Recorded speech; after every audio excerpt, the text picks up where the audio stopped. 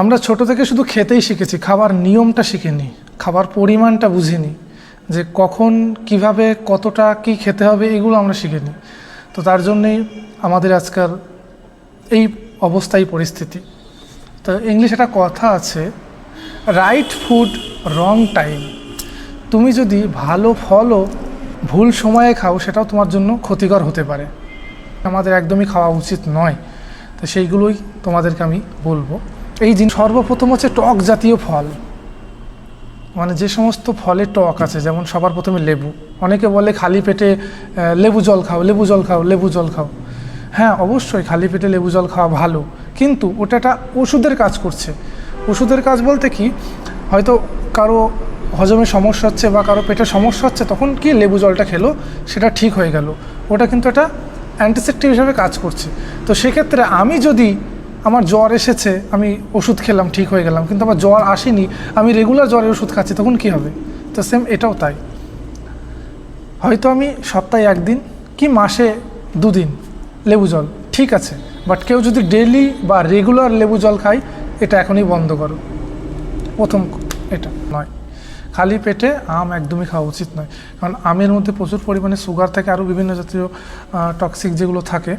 তো সেই মানে যে ইনগ্রিডিয়েন্টগুলো থাকে আমের মধ্যে, সেগুলো আমাদের খালি পেটে একদমই ঠিক না সেগুলো খাওয়া। তারপর হচ্ছে কলা। কলা খালি পেটে খাওয়া যায় না।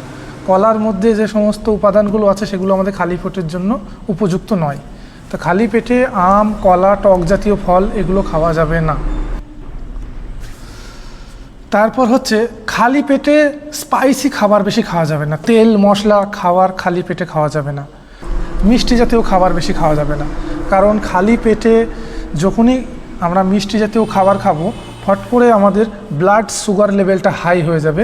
আর ব্লাড সুগার লেভেলটা হাই হয়ে গেলেই আমাদের ইনসুলিন, প্যানক্রিয়াস থেকে ইনসুলিন তখন বডিতে ক্ষরণ হবে, কারণ ইনসুলিন গিয়ে আমাদের সুগারটাকে মেনটেন করে। আমাদের অনেকে দেখবে ইনসুলিনের ইনজেকশন নেয় সুগারের পেশেন্ট। কেন নেয়?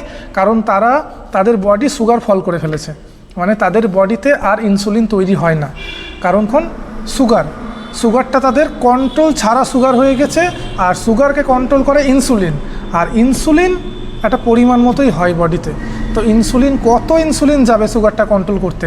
ইনসুলিন যেদিন শেষ হয়ে যাবে, তখন ওই বাইরে থেকে পেটে ইনজেকশন দিয়ে, থায়ে ইনজেকশন দিয়ে ইনসুলিন নিতে হবে। তো অনেকে হয়তো দেখে থাকবে।